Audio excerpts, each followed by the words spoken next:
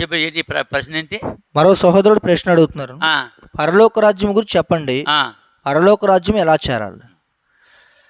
పాట పాడతాను, దాంట్లో పరలోక రాజ్యం ఎలా చేరాలో ఉంటుంది.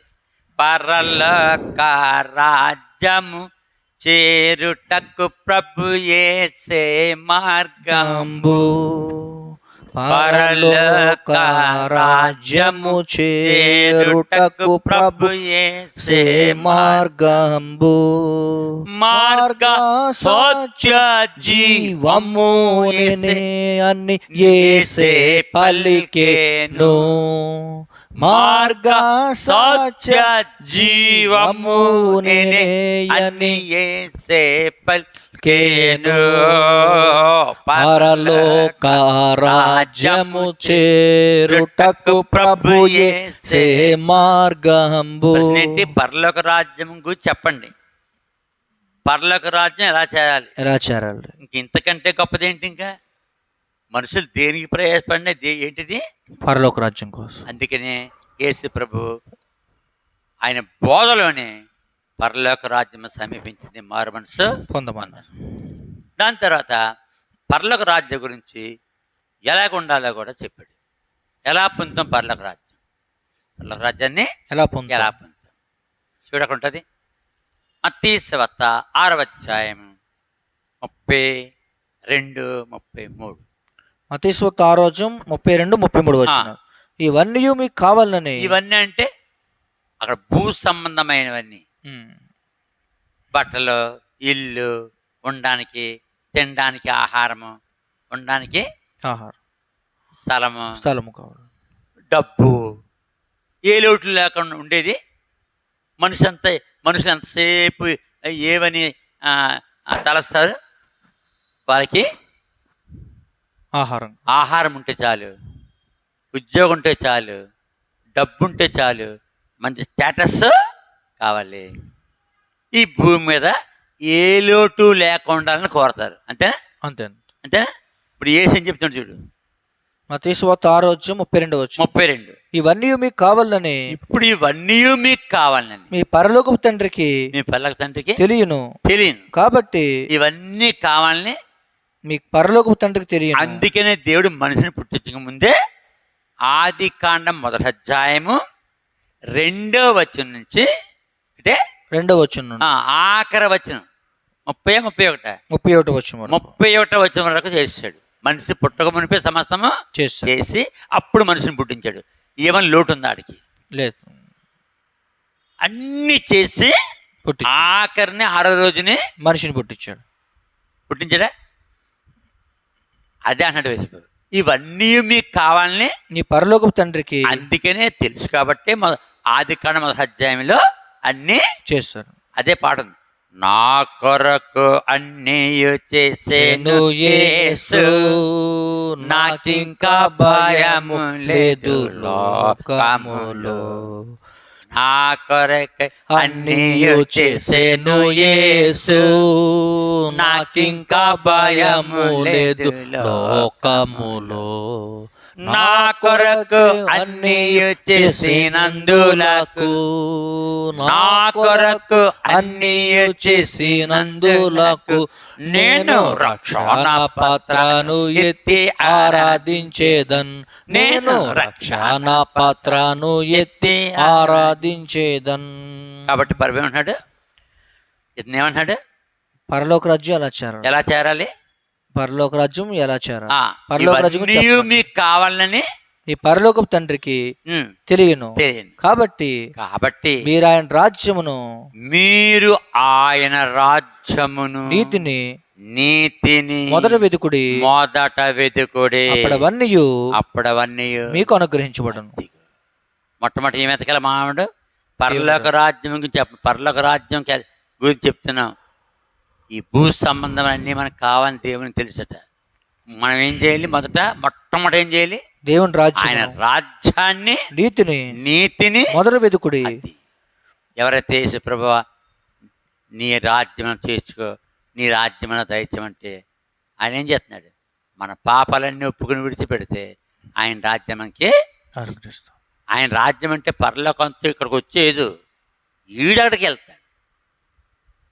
కాబట్టి పరలోక రాజ్యం గురించి చెప్పండి. ఇప్పుడు దాకా వీడియోలో చెప్తూనే వచ్చాం. ఇవన్నీ పరలోక రాజ్యం గురించి. ఆ పరలోక రాజ్యంలో ఎలాగుంటుందో, పరలోక రాజ్యం ఎలాగుంటుందో అక్కడక్కడ కొన్ని విషయాలు బైబిల్లో ఉన్నాయి. అందులో ప్రకటన గ్రంథము 21వ అధ్యాయము 4 నుంచి ఉంటుంది. పరలోక రాజ్యంలో ఎలాగుంటుంది, పరలోక రాజ్యం గురించి చెప్పండి. ప్రకటన గ్రంథం 21వ అధ్యాయం 4వ వచనం. ఆయన వారి కనుల ప్రతి భాష బిందువును తుడిచివేయును. ఆగక్కడికి మొట్టమొదటి పరలోక రాజ్యంకి వెళ్తే ఏమి ఉండకూడదు?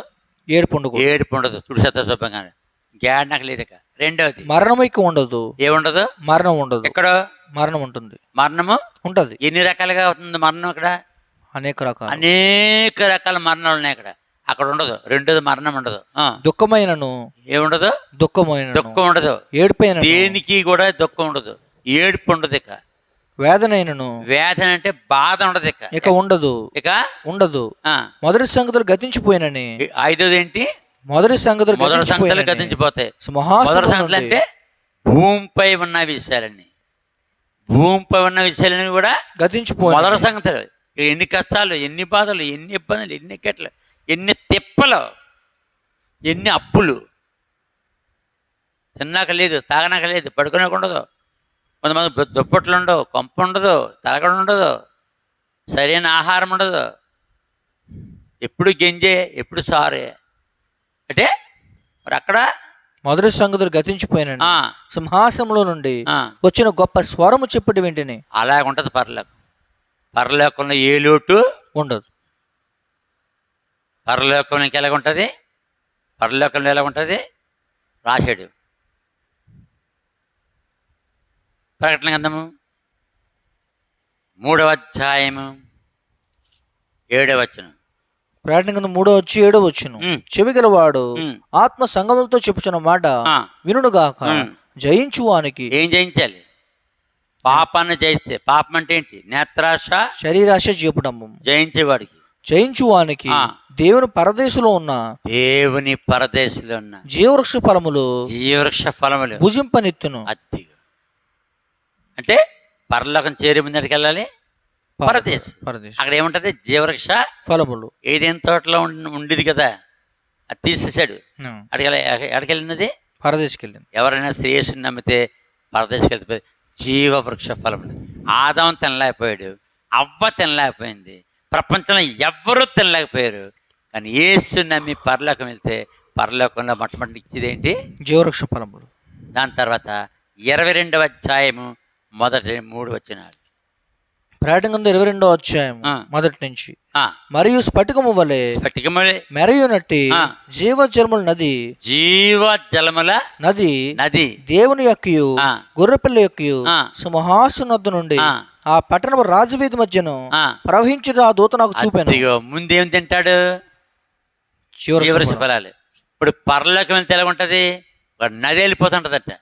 ఏ నది అది? జీవ జలముల నది దేవుని యొక్కయు గొర్రెపిల్ల యొక్కయు సింహాసనొద్ద నుండి ఆ పట్టణము రాజవీధి మధ్యను ప్రవహించుట ఆ దూత నాకు చూపాను.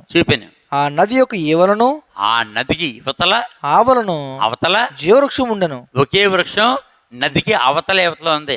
ఆ నదికి అవతల జీవవృక్షం ఉంది. ఆ జీవవృక్షం కింద ఏమి వెళ్ళిపోతుంది? నది ఉందా? ప్రపంచం ఎక్కడ అలాగా? అక్కడ లేదు. ఏదైనా నది పక్కనే ఏముంటాయి? చెట్లు ఉంటాయి. చెట్టు మధ్య నుంచి నది వెళ్తుంది. అంత చెట్లు ఉంటుంది అనమాట. చెట్టు కింద నుంచి ఏం వెళ్ళాలి? నది.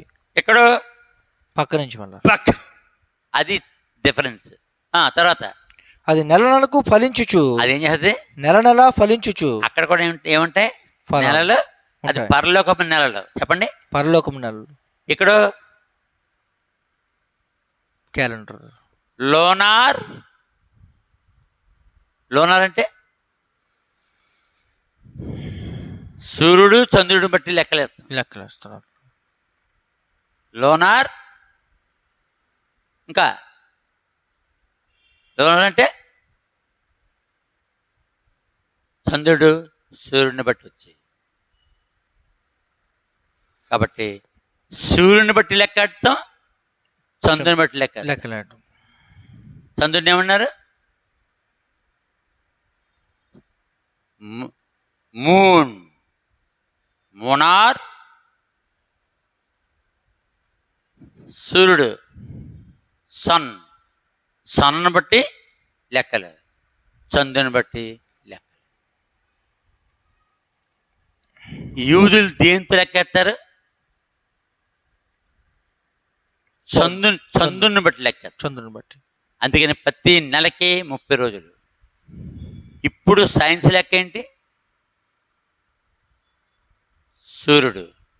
అందుకని ఒక్కొక్క నెలకి 30, ఒక్కొక్క నెలకి 28, ఇంకో నెలకి 29, ఇంకో నెలకి 31 ఇలా నడుస్తుంది.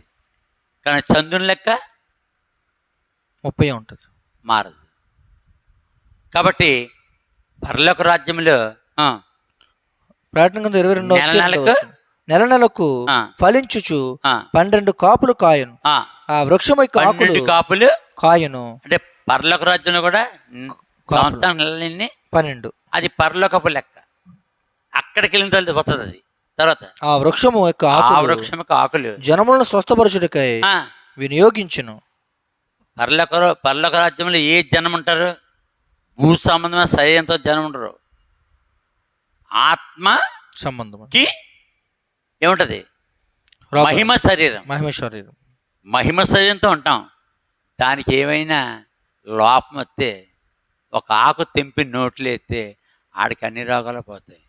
ఎక్కడో ఏ రోగానికి ఆ మందు, అక్కడ అన్ని రోగాలకి ఒకే ఆకు. అంటే అన్ని రోగాలకు ఒకే ఆకు.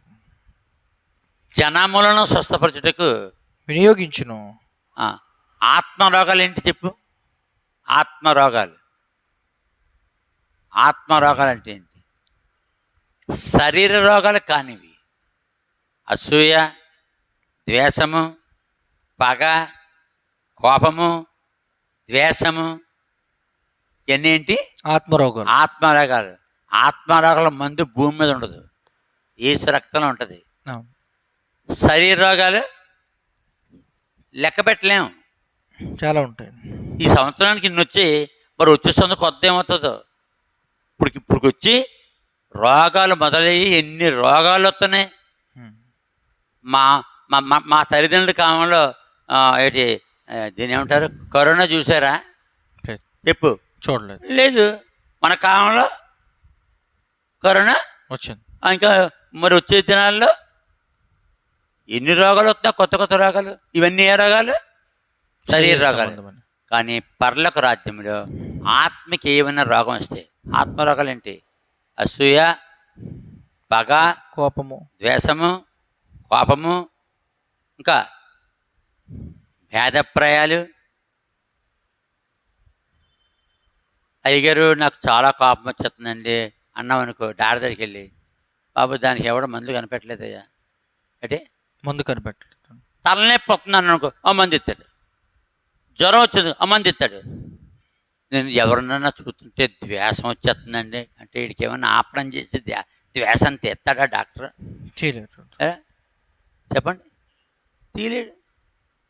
అది కనిపించిన రోగాలే. ఆత్మ ఏం చేయదు, కనపడదు. కాబట్టి పరలోక రాజ్యం గురించి చెప్పండి. ఎలాగుంటుంది పరలోక రాజ్యం? ఆత్మ సంబంధం రోగాలు వస్తే ఏమవుద్ది? జీవవృక్ష ఫలం యొక్క ఆకు జనములను స్వస్థపరచుటకై ఒక్క నోట్లో ఎత్తే వినియోగించును. దెబ్బతో రోగం అంతా ఎగిరిపోద్ది. ఇంకా ఎలాగుంటుంది పరలోక రాజ్యం? 7వ అధ్యాయం ప్రకటన గ్రంథం 13, 14 వచనాలు. ప్రకటన గ్రంథం 7వ అధ్యాయం 13వ వచనం. పెద్దల్లో ఒకడు తెల్లని వస్త్రం ధరించుకుని వీరెవరు? పరలోక రాజ్యంలో ఒకే రంగు వస్త్రం. ఇక్కడ కలర్స్ తేడా వస్తుంది. ఎన్ని రకాల వస్త్రాలు ధరించుకున్నారు, ఎన్ని రకాల రంగులు. పరలోక రాజ్యంలో ఒకే రంగు వస్త్రం. అక్కడ చేరిన ఆత్మలన్నిటికీ తెల్లని వస్త్రములు. తెల్లని వస్త్రం అంటే మహిమ శరీరము. చెప్పవు? మహిమ శరీరం. తర్వాత పెద్దల్లో ఒకడు, అది ఎప్పటికీ మాయదు. అది ఎప్పటికీ మాయదు. దానికి స్నానం అక్కర్లే. ఇక్కడలాగా చెమట పట్టదు పరలోక రాజ్యంలో. తర్వాత పెద్దల్లో ఒకడు తెల్లని వస్త్రం ధరించుకుని ఉన్న వీరెవరు, ఎక్కడి నుంచి వచ్చిరని నన్ను అడిగాను. అందుకు నేను, అయ్యా నీకే తెలియననగా అతను నాతో ఇలాగ చెప్పాను, వీరు మహాశ్రమం నుండి వచ్చిన వారు గొర్రెపిల్ల రక్తములో తమ వస్త్రములు ఉతుక్కుని వాటిని తెలుపు చేసుకుని, అందువలన వారు దేవుని సింహాసనం ఎదుట ఉండి రాత్రి పగళ్ళు ఆయన ఆలయంలో ఆయన సేవించున్నారు. ఇదిగో పరలోక రాజ్యం లేకుంటది. రాత్రింబవళ్ళు ఆయన ఆలయంలో ఆయన ఆలయంలో ఉండి సేవించున్నారు. అంటే పరలోక రాజ్యంలో మనిషికి రాత్రులు పగలు కూడా పడుకునే పని లేదు. దేవుడు రాత్రులు పగలు ఏం చేయడు? నిద్రపోడు. ఎక్కడుంది? 121:7 121:7 అంతే. కీర్తన 120 కీర్తన 7వ వచనం 127:1 121 కీర్తన 3వ వచనం. ఆయన్ని పాదము తొట్టిరనియడు, ఆయన్ని పాదము తొట్టిరనియడు, నిన్ను కాపాడువాడు కునుకడు. దేవుడు ఎలాగైతే కొనకడో, కొనకడు అంటే ఏంటి? నిద్రకి ముందేమవుతుంది? కునుపాట్లు వస్తాయి. పరలోక రాజ్యంలో ఆత్మలకి ఏముండదు? కునుపాటు ఉండదు, నిద్రపోరు. ఏం పోరు? నిద్రపోరు. పరలోక రాజ్యంలో సింగిల్ కాట్, డబల్ కాట్ మంచాలు, త్రిబుల్ కాట్ మంచాలు ఉండవు. అక్కడ ఎలాగుంటుంది? బంగారు వీధుల్లో తిరుగుతాం. ఇంకెలాగుంటుంది పరలోక రాజ్యం? కిందకి వెళ్ళు. ప్రకటన గ్రంథం 7వ అధ్యాయము 16వ వచనం. వారికి ఇక మీద ఆకలి అయినను. అదిగో పరలోక రాజ్యంలో ఆకలి బాధ అంటే ఇంకా అక్కడ ఎప్పుడు తినడానికి ఆహారం ఉంటది, ఇంకా ఆకలి బాధ ఏంటి? ఆకలి అయినను దాహమైనను ఉండదు. దాహం అంటే ఉండదంటే అదేమిటి? ఇంకా దాహం వేస్తే అక్కడ ఏముంది? జీవజలం ఉంది. ఇక్కడలాగా దాహం వేసే పని లేదు, జీవజలం తాగుతాడు. తర్వాత సూర్యుని ఎండ అయినను. పరలోక రాజ్యంలో ఎవరు ఉండరు? సూర్యుడు ఉండడు. సూర్యుడు ఎండ అయినను, ఏ వడగాలి అయినను వారికి తగలదు. అది పరలోక రాజ్యం. ఎలాగుంటది పరలోక రాజ్యం? పరలోక రాజ్యం ఎలాగుంటది? ఈ విధంగా ఉంటుంది. 20వ అధ్యాయం 21వ అధ్యాయం 10వ వచనం. ప్రకటన గ్రంథం 21వ అధ్యాయం 10వ వచనం. ఆత్మవశుడైన నన్ను ఎత్తైన గొప్ప పర్వతం మీద కొనిపోయి యెరూషలేము అను పరిశుద్ధ పట్టణము దేవుని మహిమ గలదై పరలోకమందున దేవుని యొద్ద నుండి దిగి వచ్చి నాకు చూపాను. దాని అందరి వెలుగు దగదగా మెరియు. ఇది పరలోక రాజ్యం. పరలోక రాజ్యం ఎలా ఉంటది? దగదగా మెరుస్తుంటది. తర్వాత సూర్యకాంతం వంటి పరలోక రాజ్యం సూర్యుడి కాంతి ఉండదు. అమూల్య రత్నమును పోలి ఉన్నది. అమూల్య రత్నాది. అమూల్య రత్నమును తమ్ము ద్వారా రక్షణ పొందిన జనులారా, సర్వశక్తుని ప్రజలారా, పరిశుద్ధులారా, పాడెదము ఘనత మహిమ స్తుతులను, పరిశుద్ధులారా పరలోక రాజ్యంలో పరిశుద్ధులు అంటే పరిశుద్ధులు. తర్వాత ప్రకటన గ్రంథం 21వ అధ్యాయం 12వ వచనం. ఆ పట్టణమునకు పరలోక పట్టణానికి ఎత్తైన గొప్ప ప్రకారమును ఉండును. 12 గుమ్మములు ఉండెను. ఎన్ని గుమ్మాలు ఉంటాయి? 12 గుమ్మాలు ఉంటాయి. ఒక గుమ్మము ఒక ముత్యముతో అలంకరించబడి ఉంది. అదేం 19వ వచనం. ఎక్కడ చదువు. ఆ గొప్ప ప్రకారమును 12 గుమ్మములు ఉండెను. ఆ గుమ్మముల యొద్ద 12 దేవదూతలు ఉండిరి. ఇశ్రాయేలులో 12 గోత్రముల నామములు. 12 గుమ్మాలు ఉంటాయి. పరలోకం అంటే ఎంత ఉంటుంది అనుకున్నాను నువ్వు? కోటాను కోట్లు పట్టాలి కదా. ఎవడను లెక్కింపజేయాలని గొప్ప సమూహం పట్టాలి కదా.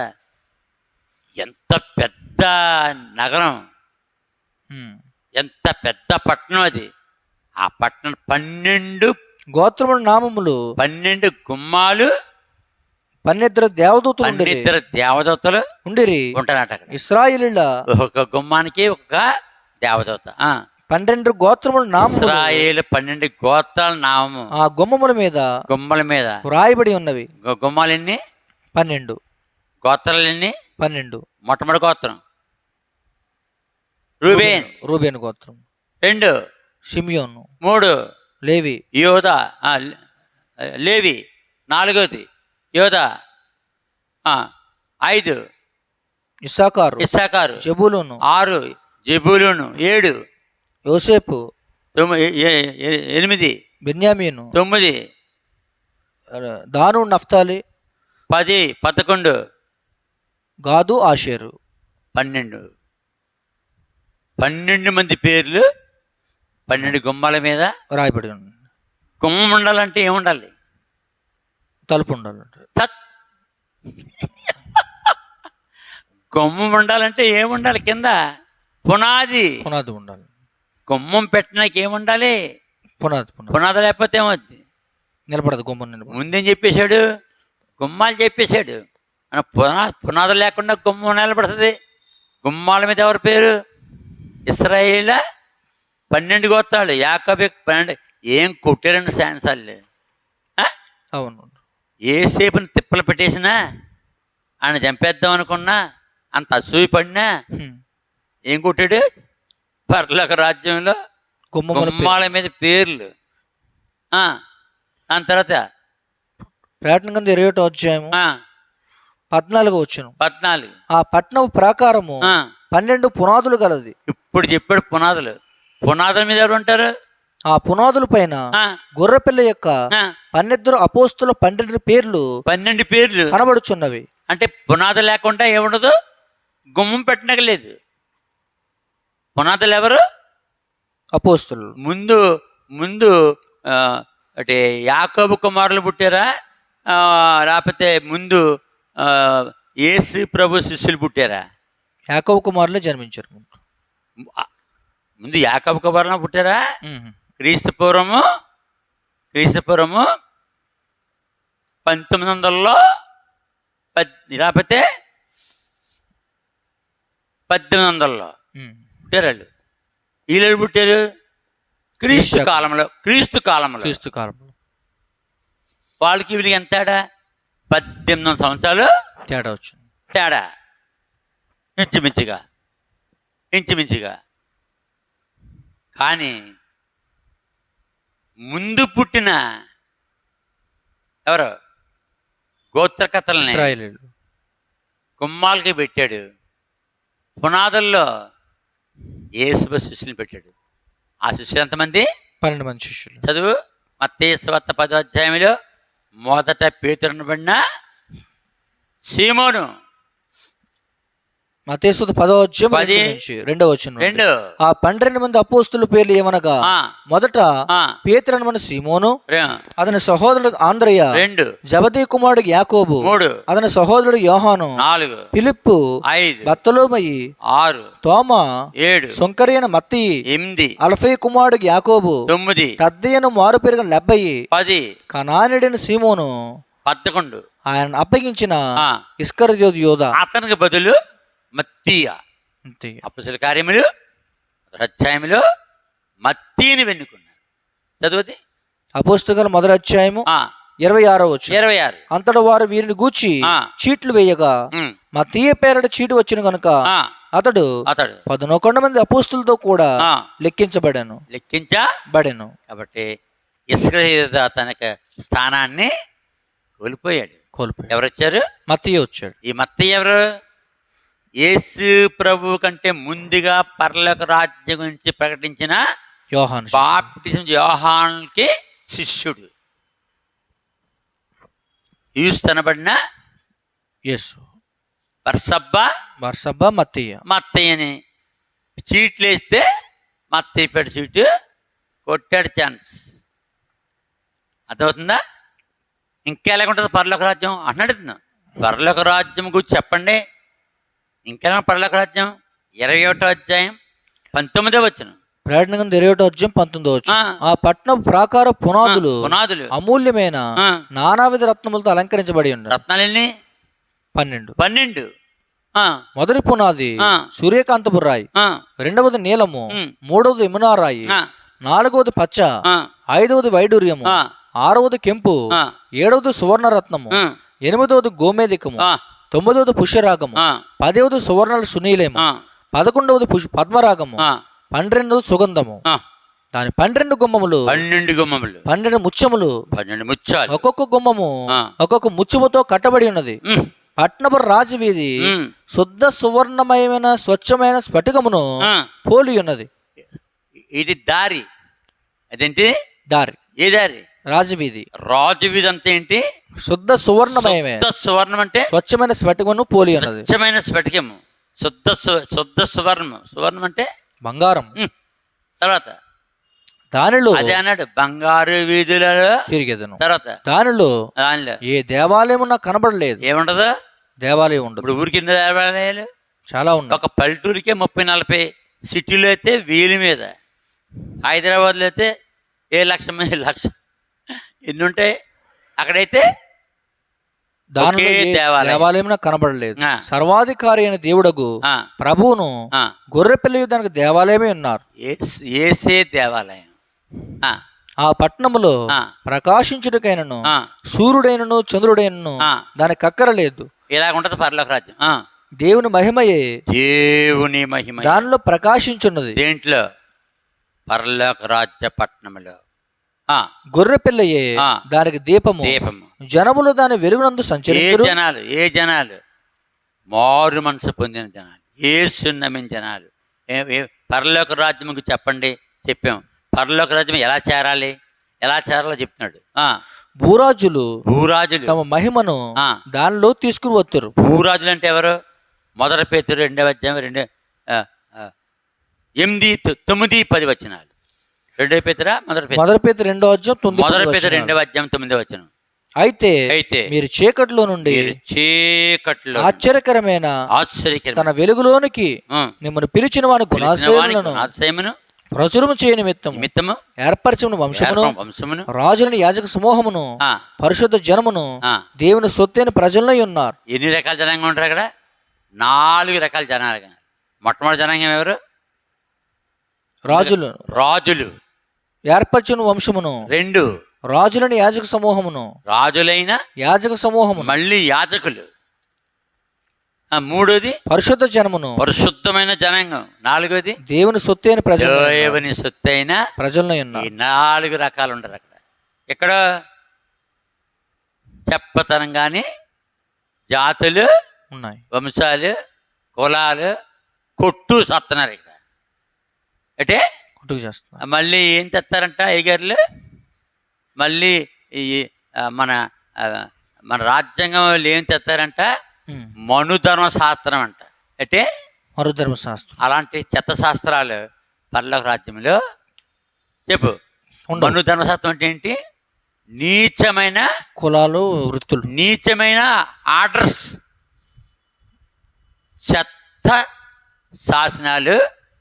ఈ నీచమైన శాసనాలు మనుధర్మశాస్త్రము పరలోక రాజ్యంలో ఉండద్దు. మనుధర్మశాస్త్రం నీచమైనది ఏంటి? పెళ్ళి అయితే, పిల్లలు పుట్టకపోయినా భర్త కానీ చచ్చాడంటే ఆడిని దహనం చేస్తున్నప్పుడు భార్య, బతుకున్న భార్య వెళ్ళి చితికి మీద, ఏమంటే ఇంకెంతకన్నా దారుణం ఉందా? ఏ ధర్మశాస్త్రం ఇది? మనుధర్మశాస్త్రం. పరలోక రాజ్యంలో బైబిల్ శాస్త్రం ఉంటుంది. బైబిల్ ఏంటి? శాస్త్రం. ఎలా నడుచుకోవాలి? బైబిల్ పరిశుద్ధమైన శాస్త్రం. దాంట్లో ఏముండదు? ఏ బాధ, బందీ, పాపము ఏమీ ఉండదు. పరిశుద్ధమైన శాస్త్రం, జీవనాధారం బైబిల్. ఈ బైబిల్ చదువుతున్నాం కదా ఇక్కడ చూస్తాం. మళ్ళీ ఈ పరిపాలన, ఈ పరిపాలన ఇది బైబిల్. ప్రేమ, సంతోషము, సమాధానము, దీర్ఘశాంతము, ప్రేమ, సంతోషము, సమాధానము, దీర్ఘశాంతము, దయాళత్వము, మంచితనము, విశ్వాసము, సాత్వికము, ఆశానిగ్రహము. ఈ చూస్తాం అక్కడ. మనుధర్మశాస్త్రం పరలోక రాజ్యములో ఉండదు. తర్వాత ప్రకటన 21వ అధ్యాయం 24వ వచనం. 24వ వచనం. జనములు, అది అయిపోయింది. అది 25వ వచనం. అక్కడ రాత్రి లేనందున ఏముండదు, రాత్రి ఉండదు. అక్కడ ఏముండదు. రాత్రి ఎందుకు ఉండదు? నిద్ర లేదు కదా, ఇంకా ఆత్మకు నిద్ర ఏంటి? అర్థమవుతుంది. ఇప్పుడు ఈ శరీరంతో ఉన్న వాళ్ళకి అర్థం కాదు ఇది. రాత్రి లేనందున దాని గుమ్మములు పగటి వేళ ఏ మాత్రమును వేయబడవు. ఎప్పుడు గుమ్మాలు తెరిసే ఉంటాయి. గుమ్మం ఉంటుంది కానీ తలుపు ఉండదు. అంటే తలుపు ఉండదు. తలుపు ఎందుకు ఉంటుంది? తలుపు ఎందుకు? గుమ్మానికి తలుపు ఎందుకు చెప్పు? గుమ్మానికి తలుపు ఎందుకు? దొంగలే రాకుండా. ఇంకా పాములు, తేళ్ళు, జైళ్ళు, భద్రత కొరకు. కుక్కలు, పందులు రాకుండా ఏంటి? తలుపులు. అక్కడ ఏం లేవు కదా, అంత పరిశుద్ధమైంది కదా. అందుకని గుమ్మాలకి ఏముండవు, తలుపులు లేవు. తలుపుల గురించి రాయలేదు బైబిల్లో. ప్రకటన గ్రంథం 20వ అధ్యాయం 26వ వచనం. 26. జనములు. ఏ జనము? పరిశుద్ధమైన జనము. జనములు తమ మహిమను ఘనతను దానిలో తీసుకువచ్చేదారు. యేసు నమ్మగానే యేసు యొక్క మహిమ మనకు వచ్చేస్తుంది. ఎక్కడుంది? యేసు మహిమ మనకు వచ్చేస్తుంది ఎక్కడుంది? 1 యోహాను పత్రిక 3వ అధ్యాయం 3వ వచనం. 1 యోహాను 3వ అధ్యాయం 3వ వచనం. ఆయన ఎందుకు నిరీక్షణ పెట్టుకున్న ప్రతి వాడును ఆయన పవిత్రుడు ఉన్నట్టుగా తన్ను పవిత్రుడిగా చేసుకొనును. పాపం చే ప్రతి వాడు వదిలిపెట్టే. యేసు ప్రభు ఎలాగైతే పవిత్రుడు అలాగే పవిత్రంగా ఉంటారు. 2వ వచనం 1 యోహాను పత్రిక 3వ అధ్యాయం 2వ వచనం. ప్రియులారా, ఇప్పుడు మనము దేవుని పిల్లలమై ఉన్నాం. మనకి ఏమవుదుమో అది ఇంకా ప్రత్యక్షపరచబడలేదు, కానీ ఆయన ప్రత్యక్షమైనప్పుడు ఆయన ఉన్నట్టుగా ఆయన చూతుము గనుక ఆయన పోలు ఎందమని ఎరుగుదుము. పరలోక రాజ్యంలో దేవుడు భూమిపై మారుమనసు పొంది పరలోకం వెళ్ళే మనుషుడు, ఆ ఆత్మ ఒకేలాగా ఉంటాయి. అందుకనే నా సింహాసనం మీద కూర్చొని అంటే దేవుని సింహాసనం మీద ఎవరిని కూర్చోబెడతాడు? పరలోక రాజ్యంలో చేరిన వాళ్ళందరూ దేవుని పిల్లలు. అంటే దేవుని పిల్లలు ఎక్కడ కూర్చుంటారు? సింహాసనం మీద. ఉందా? ఎక్కడ? 3వ అధ్యాయం 22, 21. ప్రకటన గ్రంథం 3వ అధ్యాయం 21వ వచనం. 21వ వచనం. నేను జయించి నా తండ్రితో కూడా ఆయన సింహాసనమందు కూర్చుండున్న ప్రకారము జయించు వారిని నాతో కూడా నా సింహాసనమందు కూర్చుండనిచ్చేది. అంటే పరలోక రాజ్యంలో దేవుడు పరలోకం చేరిన తన కుమారుడు ఈక్వల్, అంటే సమానము. అలాగుంటుంది పరలోక రాజ్యం. ఇంకేముంది? ప్రకటన గ్రంథం 21వ అధ్యాయం 26వ వచనం. జనములు తమ మహిమను దానిలోనికి తీసుకుని వచ్చారు. అంటే పరలోక రాజ్యం ఎవరు చేరినా, పరలోక రాజ్యంలో ఎవరు చేరినా వారికి ఏముంటది? మహిమ ఘనత ఉంటది. ఈ రెండు ఎవరివి? దేవునివి మనకు వచ్చేస్తాయి, మన మనసుకు వచ్చేస్తాయి. గొర్రెపిల్లకి జీవగ్రంథమందు వ్రాయబడిన వారే దానిలో ప్రవేశించరు గాని నిషిద్ధమైన అసహ్యమైన దానిని అబద్ధమైన దాన్ని జరిగించు వాడైనను దానిలోనికి ప్రవేశింపడు. పరలోక రాజ్యంలో ఎవరు ప్రవేశిస్తారు? నిషిద్ధమైన అసహ్యమైనది అబద్ధమైన జరిగించేవాడు అక్కడ ఉండడు. దానిలోనికి ప్రవేశింపడు. అందరూ పరిశుద్ధులే. ఇది పరలోక రాజ్యం. అందులోకి ఎలా చేరాలండి? అందులోకి ఎలా చేరాలి చెప్పాడు యేసు ప్రభు. యోహాను సువార్త 14వ అధ్యాయం 1, 2 వచనాలు 6వ వచనం. అంతే జవాబు. యోహాను సువార్త 14వ అధ్యాయం 1వ వచనం. మీ హృదయం కలవరపడనీయకుడి, దేవుని విశ్వాసం ఉంచున్నారు, నా యందును విశ్వాసం ఉంచుడి. 6వ వచనం. యేసు నేనే మార్గమును సత్యమును జీవమును, నా ద్వారానే తప్ప ఎవడును తండ్రి వద్దకు రాడు. కాబట్టి ఇప్పుడు చెప్పిన పరలోక రాజ్యంలో చేరాలంటే యేసు ప్రభుని ఏం చేయాలి? విశ్వసించాలి. యేసు ప్రభువే మార్గము, పరలోకానికి సత్యము, జీవము. ఆయన విశ్వాసం ఉంచాలి. ఆయన దగ్గర పాపములు ఒప్పుకోవాలి. యేసు రక్తంతో కడగబడాలి. యేసు ప్రభువే దేవుడని, పరలోక రాజ్యం ఉన్నదని నమ్మితే బాప్తిసం ఇస్తారు. ఏమిస్తారు? బాప్తిసం ఇస్తారు. అప్పుడు వాడు పరలోకానికి చేరుతాడు.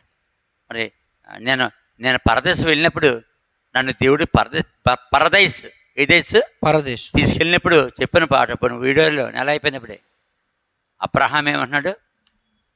ఇదేంటండి ఇది ఏంటి అని అడిగాను. ఎవరిని? అబ్రహాం. అబ్రహాం ఏమన్నాడు? దీన్ని పరదేశ్ అంటాడు. అప్పుడు నేనేమన్నాను? పరదేశ్ అంటే ఏంటి అనడం లేదా? అన్నానా? అప్పుడు ఏమన్నాడు ఆయన? భూమి ఉంది కదా, ఉంది. భూమిపై మనుషులున్నారు కదా, ఉన్నారు. ఆ మనుషుల్లో ఎవరైతే యేసు క్రీస్తు ప్రభువు దగ్గర తమ పాపములు ఒప్పుకుని విడిచిపెట్టి పరిశుద్ధంగా జీవించి నమ్మి బాప్తిసము పొందారో వారు చేరవలసిన చోటు పరలోకము. ఆ పరలోకం వెళ్ళే వరకు ఉండవలసిన గెస్ట్ హౌస్, అతిథి గృహము పరలోకం, పరదేశ్. ముందడికి వెళ్ళాలి మనం, పరదేశ్కి వెళ్తాం. దాని తర్వాత పరలోకం. ఎక్కడితో ఈ యొక్క ప్రశ్న సమాధానం చెప్పేశాం.